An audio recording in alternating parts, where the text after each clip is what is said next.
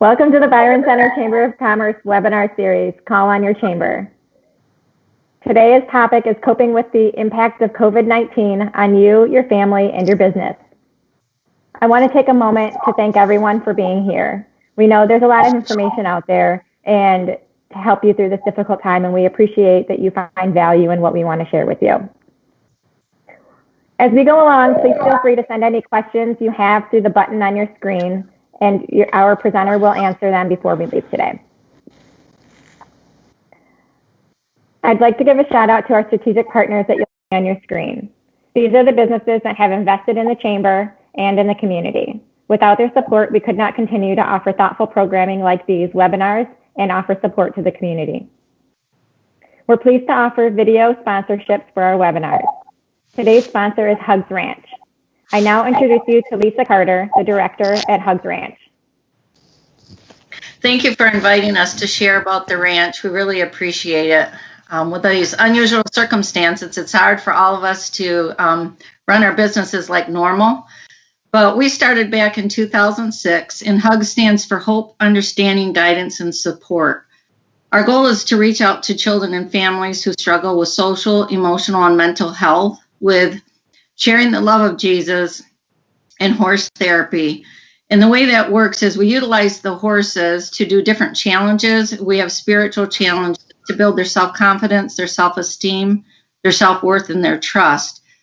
It could be like the little girl that came that couldn't get on, had anxiety so bad and couldn't get on the bus. Well, how could we utilize the horses to encourage her with different challenges and to have her learn and feel what that feels like to have a challenge that she just can't do but does, and the feeling of it, to then go and get on the school bus and feel that. So we utilize the horses by watching them in the herd, maybe just sitting out in the pasture, and how the horses interact with each other. And maybe one's picking on the other. Well, which horse do you, can you relate to most? And then they open up and share. Well, I think I'm like that horse. Well, how do you think that horse feels, when that horse is picking on them? We utilize those in different ways to help them with that. We have one-on-one programs. We have group sessions. We also are going to be offering family sessions with group activities.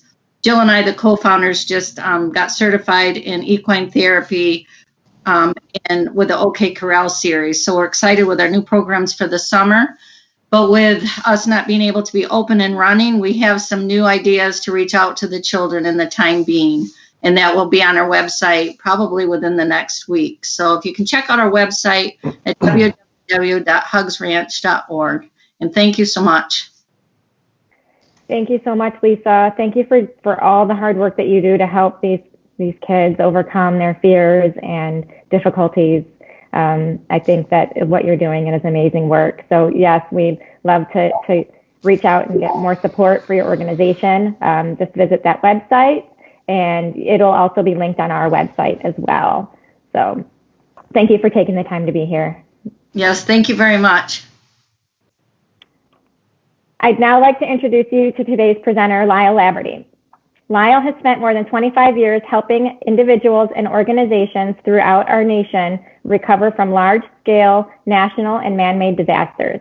After his company's response to 9/11, Lyle was awarded the Ernst & Young Entrepreneur of the Year Award. He continues to provide critical incident response services to employers and employee assistance programs. Here's Lyle. Thanks, Jen. I appreciate the opportunity to speak to everybody today on leadership and the impact of pandemic stress. I know everybody's time is valuable, and I'm going to be brief and to the point. So how's everybody doing out there right now? I know if you're like most of us, you might be feeling like you're in the middle of a pandemic stress whitewater. Many of us are living in perpetual state of stress and uncertainty about everything from the safety of ourselves, our family, our friends, our employees, and others. We're also thinking about how we're going to make it work financially in the business, at home, what this means in terms of, say, business plans or family plans and goals it's normal for us to deal with any one of these kinds of situations at any given time. What we're finding right now is that we're having to deal with all of them all at the same time for a persistent period of time. And that's what makes this so challenging right now. My aim is to help ease some of this stress by giving us all a chance to, in effect, just take a deep breath and so reset. So let's just kind of do that right now. So just go ahead and take a deep breath, hold it for a few seconds, and just kind of let it out. If you're like most of us, you might find that, gosh, that felt pretty good, number one. And number two, I don't really do that very often. It's easy for us to just kind of be tense, trying to deal with what's right in front of us, trying to move from one situation to the next, handling each thing that sort of comes down the line, email, phone calls, scheduling, continue to do that over and over and over again. 1 hour leads to the next, and after a while, we find that we've been tense for the last 8 to 10 hours. These are the kind of things we're going to be talking about today. How is it that we can give our brain and our body a chance to just sort of take a breath and relax? I don't claim to have all the answers here, and I share many of the same concerns that you have. And while I've never guided a whitewater raft down the rapids, I've been in the raft on a Class 4 river. Maybe some of you have. And based on that experience, I would say that we as leaders have a lot in common with those guys in the back of the raft, the whitewater guides. Guides must, number one, know the river and what to expect. They must know themselves, their strengths, and their weaknesses, and they need to know how to protect their passengers. So here are 3 keys to successfully coping with the coronavirus whitewater we're experiencing as we lead our families, our businesses, and our employees to calmer waters. As a leader, you need to, number one, protect yourself. Know how your stress response system works and avoid the pitfalls that come with overexposure to sustained stress. Number 2, perform at your best. Know your leadership style and follow the healthy rather than unhealthy leadership paths. And thirdly, protect your people. Provide emotional support, resources, and direction to those who are depending on you to guide them. And before I conclude today, I'll provide some additional information on how we're kind of outfitting other businesses and leaders with what I'll call free gear and resources to help achieve these objectives so you can more effectively navigate the whitewater. But for now, let's just get started by taking a closer look at the first key to leading in times of crisis.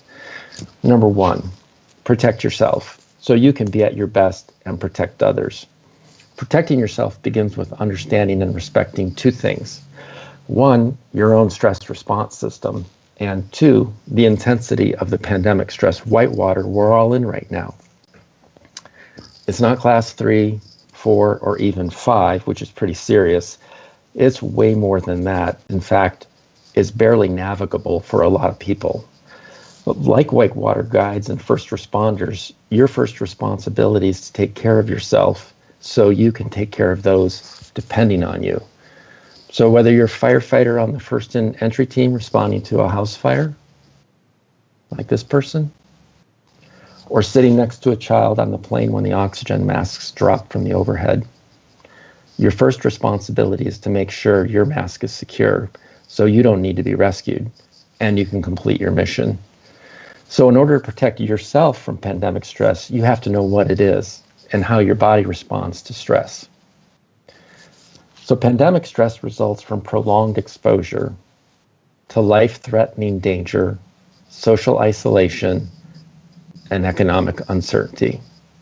Sound familiar? Right. It's what we're experiencing right now.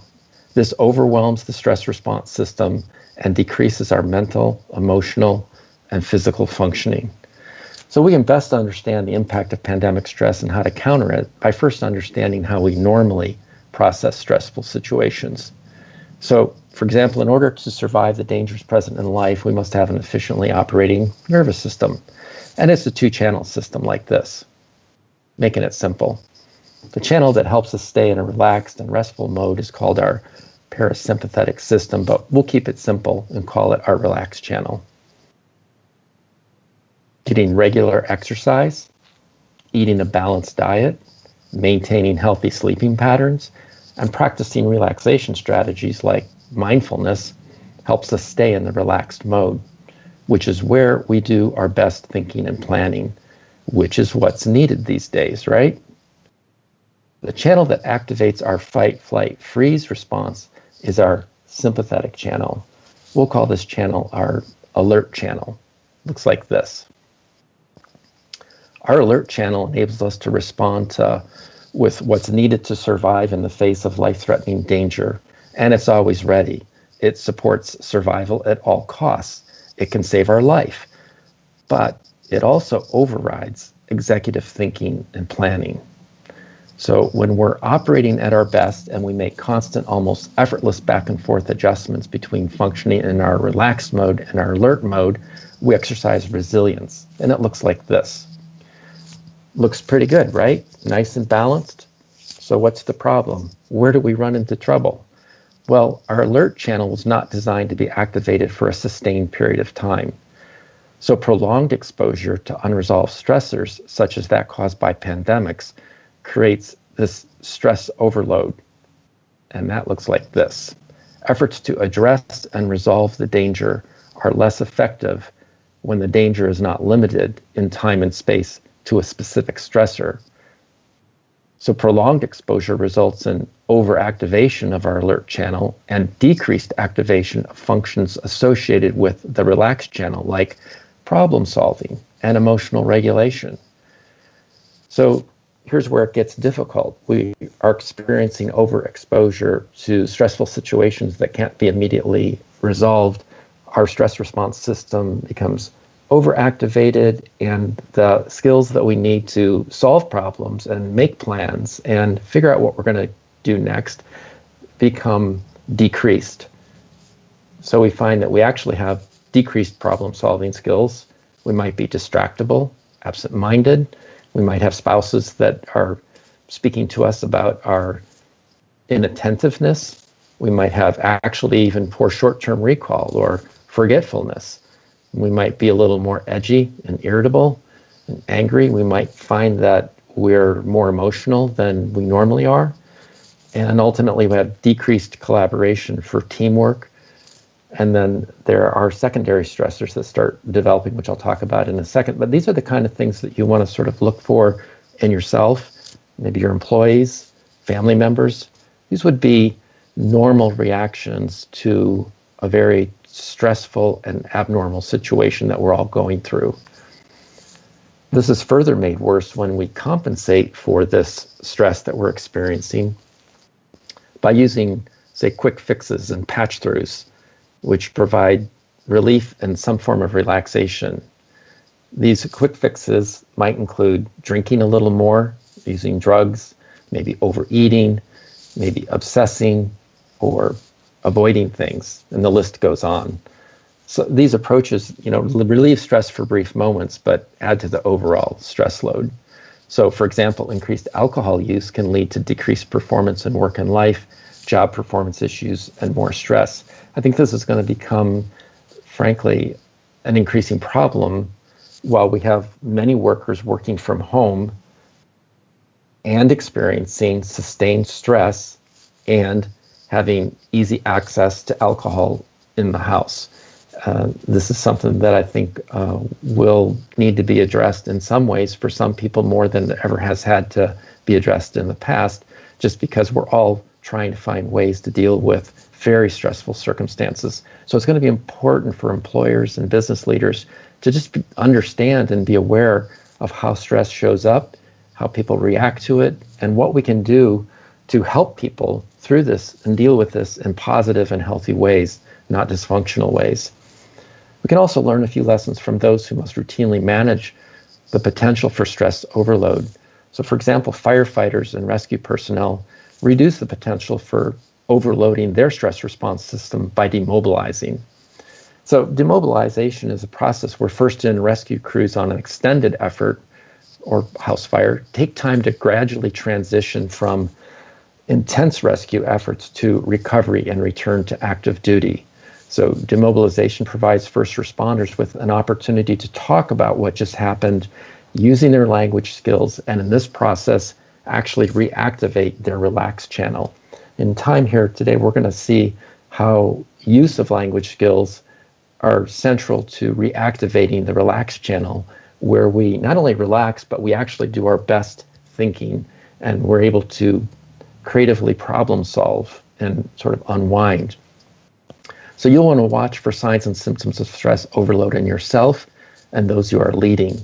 You'll also want to rely on others to help you see signs of stress overload in yourself. It's normal and natural to become defensive about that. If you're getting a little edgy and defensive about something somebody says, well, ask yourself if maybe you're not dealing with a high state of stress and maybe just need to take a break. We all need times and places to demobilize and disengage from the stress response system. And we need to be intentional about practicing relaxation and rest and mindfulness, because it gives our brains an important opportunity to rest, repair, and reset, so we can begin again the next day.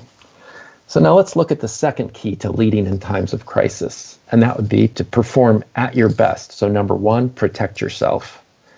Number two, perform at your best. Performing your best while under stress begins with exercising emotional intelligence, and I'm sure many of you are familiar with emotional intelligence, but just to recap and put it in the context of stress, emotional intelligence means, number one, being aware of our emotions. And this is really important.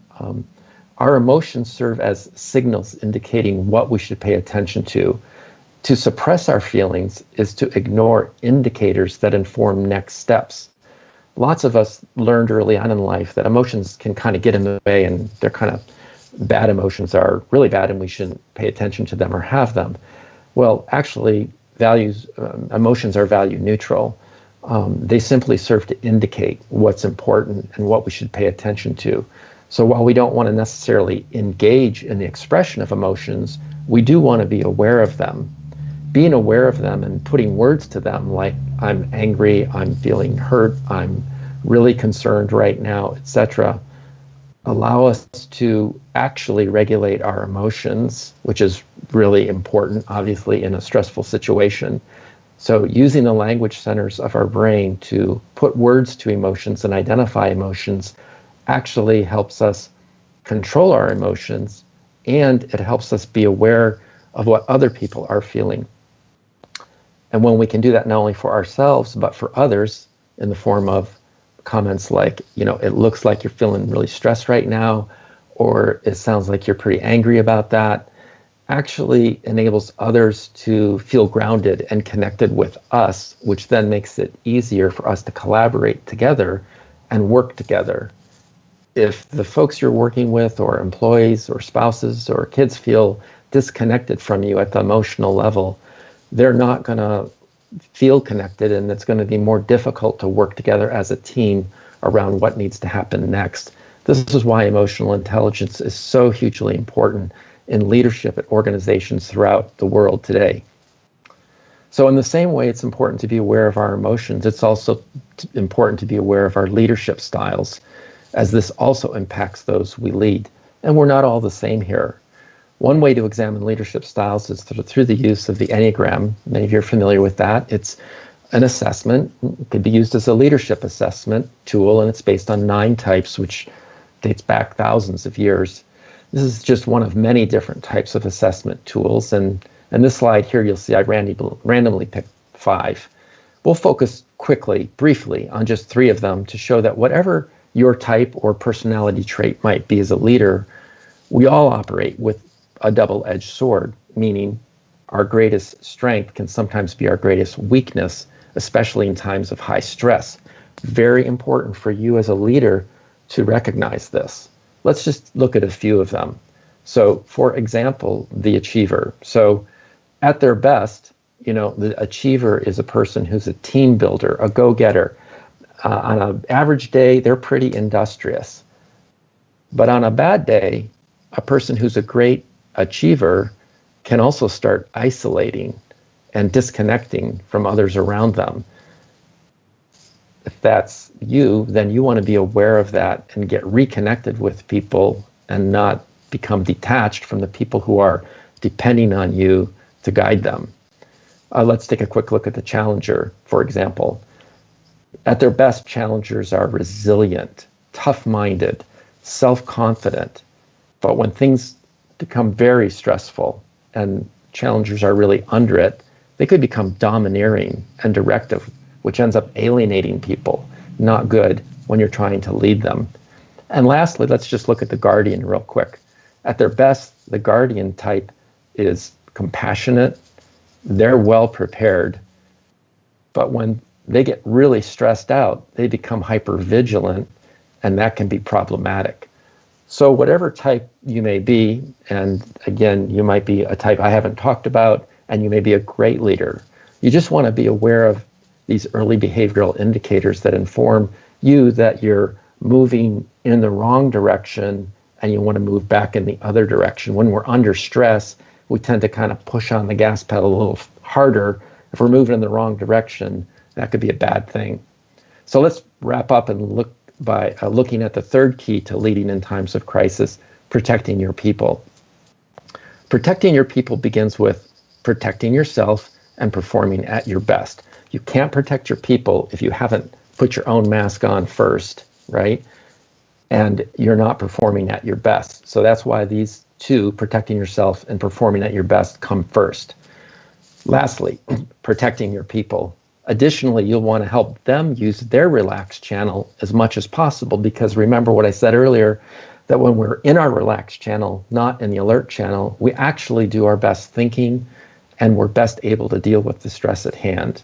You can help them when you use clear language, convey support, and provide clear direction on next steps. And an easy way to remember this and practice it at work, at home, wherever, is to use the ACT acronym.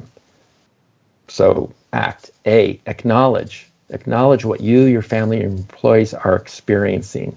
We understand this is a difficult time. Put words to it, speak into it, call it what it is. Communicate care and concern. This is where the empathy comes back in. Understand people have feelings about this. Acknowledge those feelings. Convey understanding of that. If you've done those first two things right, you're now ready to provide direction and assistance in terms of what the next steps are. Sometimes people, and leaders in particular, make mistakes when they just jump right to the transition part, kind of talking about what's going to happen next, and they fail to acknowledge to begin with and communicate care and concern following that. Finally, reinforce everyone's well-being. Ultimately, you'll want to cultivate a culture of well-being at home and at work. And what this means is, taking from the information on well-being that was initially published by the New Economics Foundation in London in 2008, we want to talk about these 5 really important elements of well-being. And we're producing a lot of information on our website about this and social media. So if you want to learn more, check us out on Facebook and Instagram. To be clear, these 5 elements of well-being include being active, keeping physically active. It supports blood flow and oxygenation and enhances the functioning of our relaxed channel. So it's really good to get up, get moving. It doesn't mean you have to go, run 4 miles. Just get up, stand up, go outside, walk around the block, stretch, come back to work. That'd be a great start. 2, be present. Regularly take time out and focus on the here and now. When we're under stress, we're thinking a lot about what's happened and what might happen. Both of those perspectives are not reality. Reality exists only in the present moment. What I can hear, see, feel, touch, experience right now. Encourage you to find ways to just spend some time in the present moment. It better equips you to plan for what's coming. Be connected, be empathic, ask others how they're doing and really mean it. Connect with them and keep learning. Learn about more than just pandemic. Learn about other things you might be interested in. Again, this helps activate the relaxed channel, gives you broader perspectives and makes you a better leader. And lastly, be generous. Being generous instills in us a sense of hope and generativity and it stimulates feel-good neurotransmitters and hormones like dopamine and serotonin, which tend to actually get quite depleted, when we're in the middle of a stressful situation. So be active, be present, be connected, be learning, be generous. Invite your family, your coworkers, your employees to actually participate in these kinds of activities, and this will help create resiliency in your organization. So in conclusion, leading well and successfully coping with the impact of COVID-19 requires these three actions. Protect yourself, know how your stress response system works, and avoid the pitfalls that come with overexposure to sustained stress. Perform at your best, know your leadership style, and follow the healthy rather than the unhealthy leadership path. And lastly, protect your people. Provide emotional support, resources, and direction to those who are depending on you to guide them. So in order to help you succeed with this, I'm offering some free resources, okay? So number one, free private consultation, just to kind of help you put in perspective how this is working for you right now. We also will help you with your own assessment of your leadership style.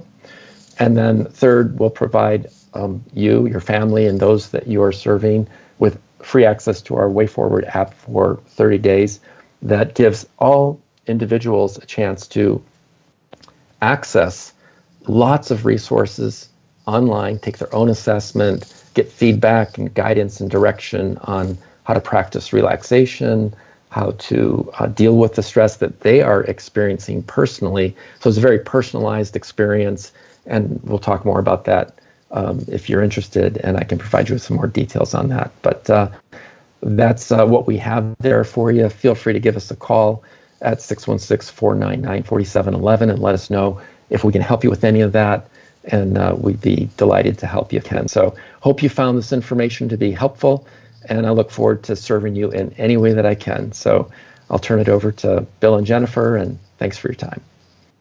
Thank you, Lyle. Thank you for such insight and expertise on the issue. I know that your experience puts you in a really good position to help us in this time right now. Seems like a common theme in what you were speaking is communication, to stay open and to stay connected with people, to make sure to prevent from being isolated and having those downfalls. What are ways to bring your staff together, like talking in the business sense here, to bring your staff together to discuss how this is impacting them, to keep that communication open? Sure. Let's go back to the ACT acronym: acknowledge, communicate, and transition. One of the most important takeaways, I think, from this presentation this morning for business leaders would be ACT. And you can use that approach with your employees when you bring your employees together. It could be in small groups, could be in large groups. Think of it as sort of daily briefings or periodic briefings where you encounter certain changes, or you've made certain decisions, or you want to address a particular issue with regards to how the organization is running and how that's going to impact them. So you can bring them together in a small group, again, or a large group, and begin by acknowledging what everybody's experiencing. This is a very difficult, prolonged situation. There are lots of questions we understand everybody has about what we're doing and how we're moving forward.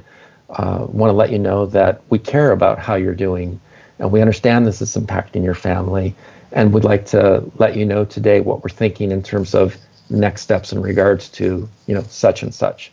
Whether you do that with 3 or 4 people, periodically through the week, or maybe at the beginning of the week, or again just simply at times when there's a significant transition, that approach really equips and empowers people to all process what's going on, kind of get on the same page and move out together. Good. And you mentioned mindfulness. Do you have any tips to practicing mindfulness? Yeah, mindfulness is just so valuable, and here's why. Mindfulness is an approach that allows us to slow our body down, slow our heart rate down, slow our circulation system down, slow all of our vital signs kind of come to a relaxed state. And when we practice that, and we practice putting our body in a kind of a relaxed state, what happens from a scientific point of view is that we're actually stimulating the vagal nerve. And the vagal nerve is like a switcher that moves us from our alert channel to our relaxed channel. Isn't that cool? It teaches our brain and our body and enables our brain and body to actually literally make that switch. So imagine yourself being in this heightened state of stress where you're always on, you're always activated on the alert side, which again is not where we do our best thinking. We use mindfulness to help ourselves to just take some deep breaths, be still, focus on the present moment. It might only require 2 or 3 minutes a day. In that process, you've actually given that other side of your brain an opportunity to work, which will be very empowering for you. I'd recommend the Headspace app. It's available on Google app, and check it out. Good. Well, thank you. I think that's all we have time for today, but sure. Thank you so much for guiding us through the steps to well-being in Absolutely. The time of crisis here. And thanks to Lisa with Hugs Ranch and everybody that took time to log in. I encourage you all to look at the website for a full list of upcoming webinars. And we also have recordings of past webinars. This one will be available in the next couple of days. So if you want to reference back, it'll be available to you. And a special thank you to Bill Sullivan with Sully Digital for his technical support. We couldn't do this without him. And this is your Chamber of Commerce wishing you well. Thank you. Thanks, Jen.